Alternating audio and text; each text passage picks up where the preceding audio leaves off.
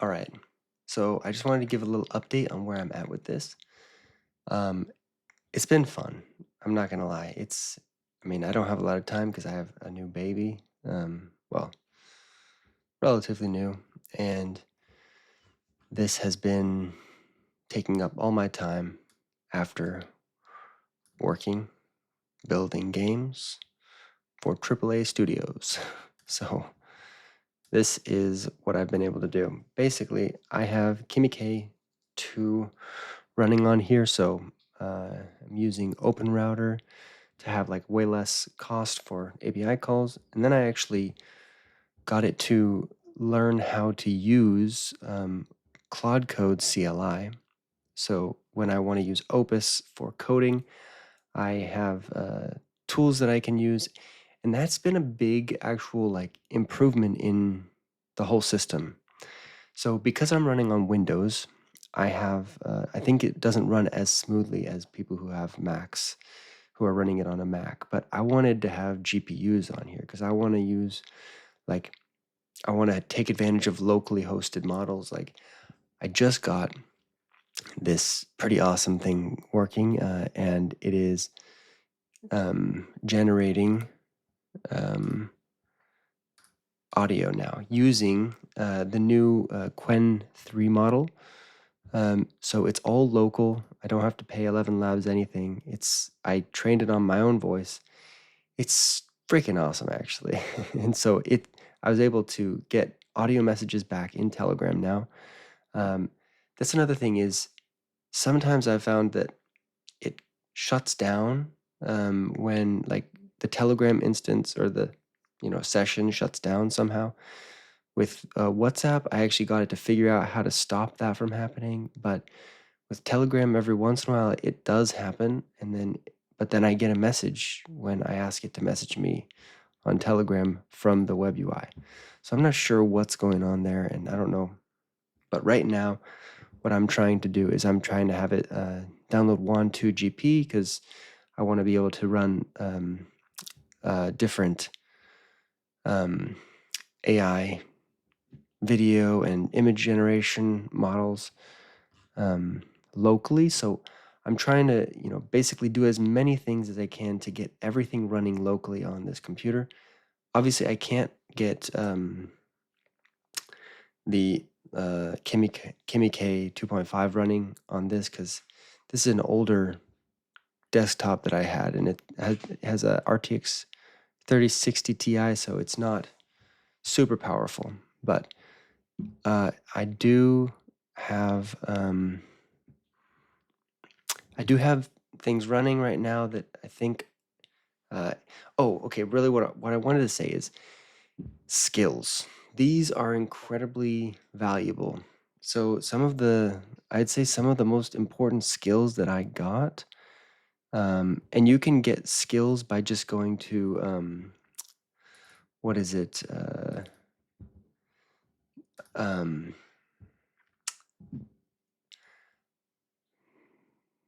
Claude or Skill Hub or Claw Hub or something like that. Um, Actually, Claw Hub.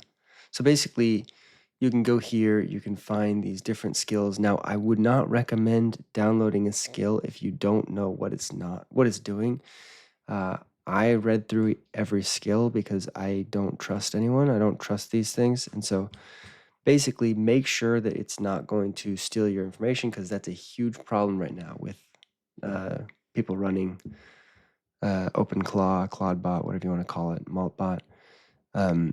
So basically what you want to do is you want to make sure that your capabilities, your things are actually vetted. And I also have what's it called? Claude. I have Claude go through and basically look through the folders. Like you can pass it a folder here, and you can say, hey, like just verify there's no problems in my skills folder because this is basically very important. And what I wrote like just verify there's no potential prompt injections or hacks or like things that could be dangerous inside these skills after I already, manually looked through them. So basically, this coding agent, super important. Capability evolver, this like basically helps it self-improve. Oh no, that's self-improving agent. Capability evolver, I can't remember exactly what that was, um, but yeah, like self-evolution aid. Okay, so basically similar thing, but these I really see now. I've actually built my own, and you can actually ask your agent to build your own skills. And also what I do is so basically I was trying to get this Quwen TTS thing working, and it really wasn't working very well. So I ended up, downloading it and using Claude Code. So using Claude Code, I downloaded everything, I got it all set up, and then I had Claude Code build me like the documentation and turn it into a skill. And then I had the OpenClaw. I hate that there's so many names for this. But then I had this. I said, okay, now take all the things you know about the documentation and the skill there, and now add that to your skills repertoire. And then so you can basically, hopefully get around a lot of problems with using the tools that you download by like kind of having this kind of multi approach where you maybe have one model for doing like the real work, and then you have um, your orchestrator model to then take that, learn about how it was built, and then you can actually have it make its skill for it to have in its memory. I also have been setting up like different things like embeddings for um, a lot faster memory retrieval, and there's a lot of videos on that.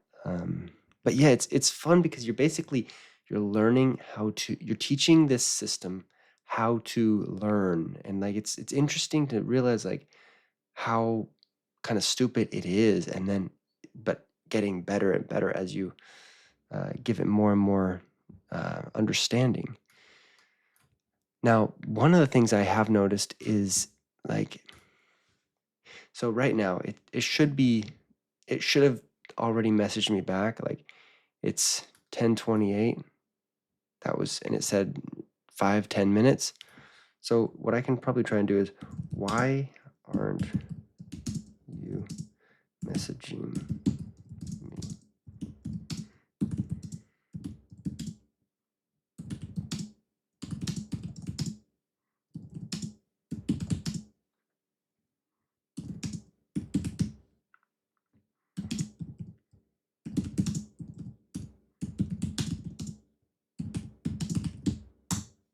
So basically right there, that should help, like maybe, now it's going to improve its own rules. Now, okay, if it says ETA 5-10 minutes, well, now basically it needs to, like, it wasn't giving me updates. So now it's like, okay, change myself. Now, when I say an ETA, now sync back with him, send him a message after that ETA so I know things are still going.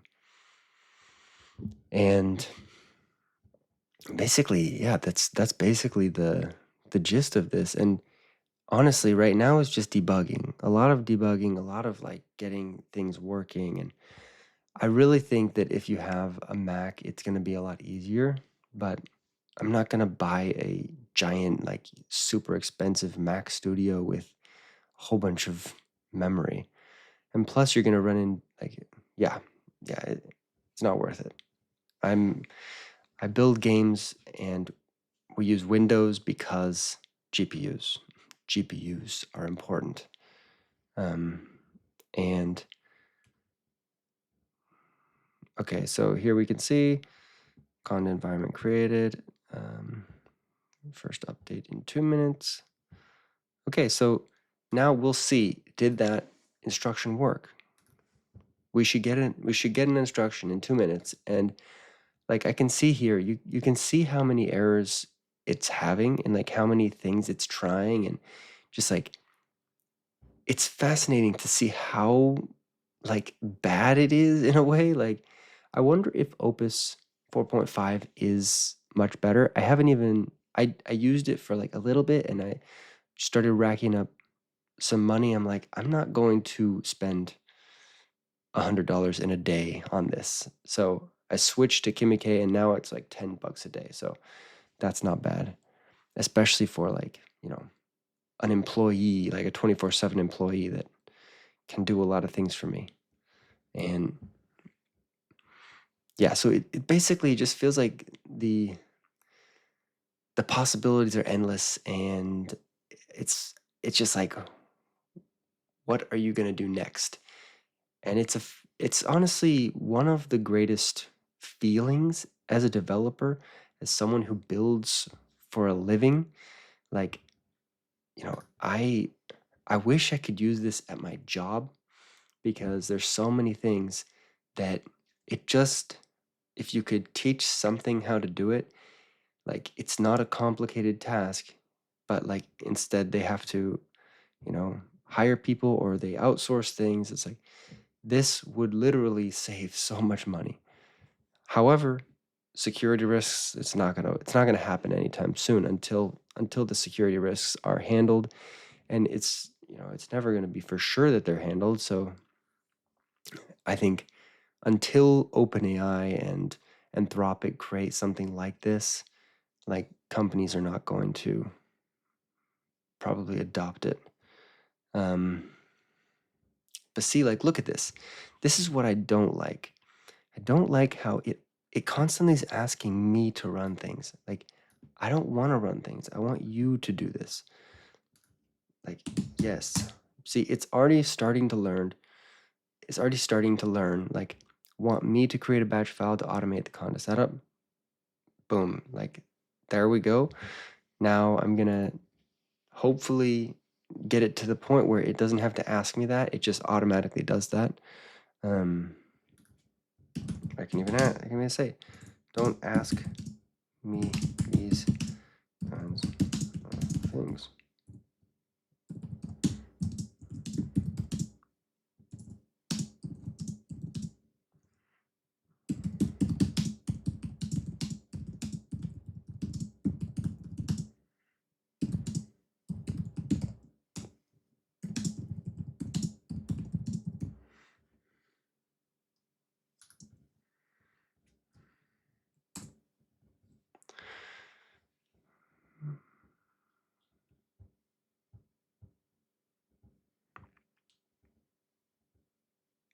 So boom, like we can see it's learning.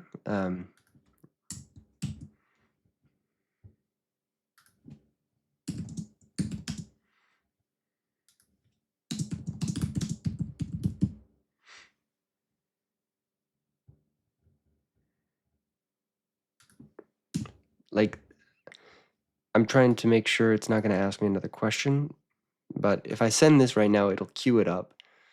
But it's not worth it because I'm at the computer right now. I have the ability to actually do these things, so it's not a big deal for me.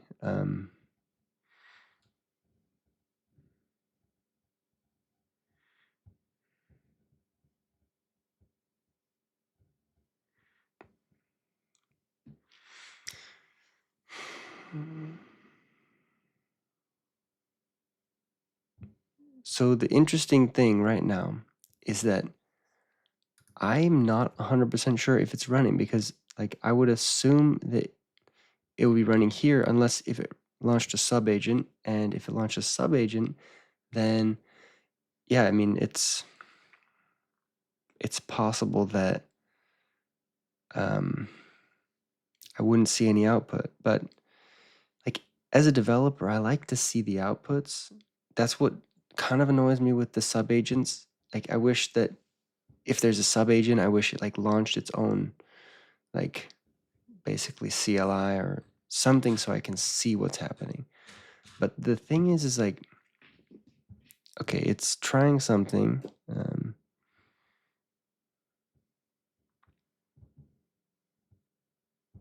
Like, see, I have too many questions, too many things. I want to ask it at the same time. Like right now, I want to ask it, okay, hey, when you launch subagent, can you create a CLI so I can see what the subagent is doing? But I just like worry about overloading it. I bet you this is also like, I mean, you know, you're always going to have this kind of issue. Like you don't want to overload anyone new coming onto like a team. You don't want to overload like ChatGPT with too many questions in the same thread at the same time. That's why actually in ChatGPT, I really like this. They have this branch feature, which I use all the time. Basically, you can have one thread, but then you can have like multiple questions for that same thread, but they're not like, they're in parallel rather than one after the other.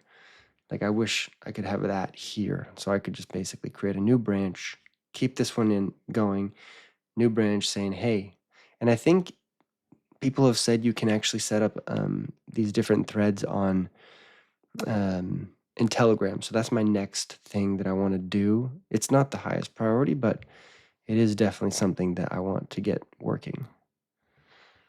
Don't ask me these kinds of things. Um,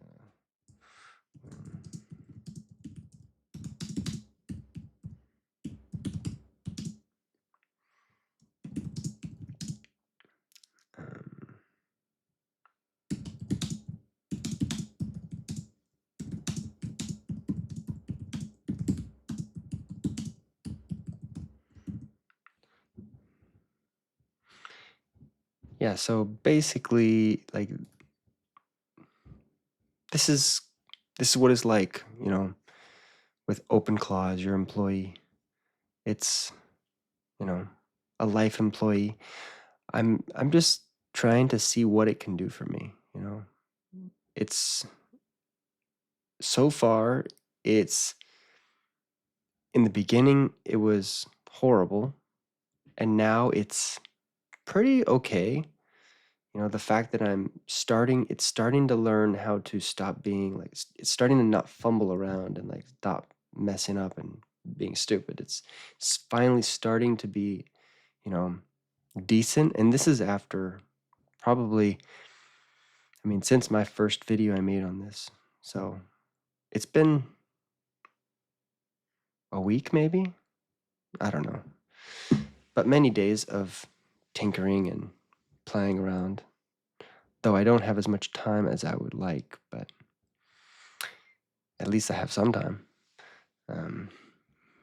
And I think this is the highest priority thing for me to do right now, because with this, it can help automate a lot of things that I hate doing, like a lot of things that I don't want to do.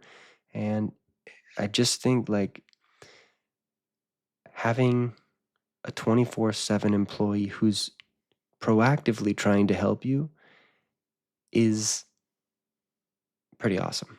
And that's what I'm looking forward to. And you kind of got to go through the freaking ramp up stage, and you got to go through the onboarding and all that. And I think with any employee, it's the same. So this is no different. Though I would say it's probably a little bit stupider in the start. And like, I don't know, maybe I just have high expectations, or maybe it's because I'm using Kimi K2.5. I don't know. But I definitely think Claude Code is much better just in general than this. So I try and have it use Claude Code when I want it to build, things. But the issue with that is that you can't have the chain of talking and also the plan mode. The plan mode is so important.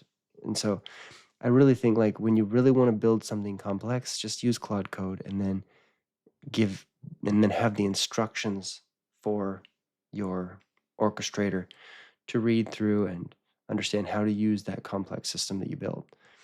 But for a lot of things, I think it'll be able to figure it out. And in the future, like the thing that's crazy about this is this right now is the worst it's ever going to be. This is the worst it'll ever be. And it's running, it's like it's all open source. I'm basically using almost all open source stuff except Claude code to build really complex things. You can build pretty complex things without Claude code, and like I would say the models are constantly just getting better and better. I think like I'll probably find ways to, make it even better and for even lower cost. Um, yeah, but there you have it. Subscribe if you want to see more stuff like this. Like this video, share it so I know that this is the kind of stuff you want to see. Otherwise, I'm going to keep trying other things. But I'll keep working on this no matter what. So.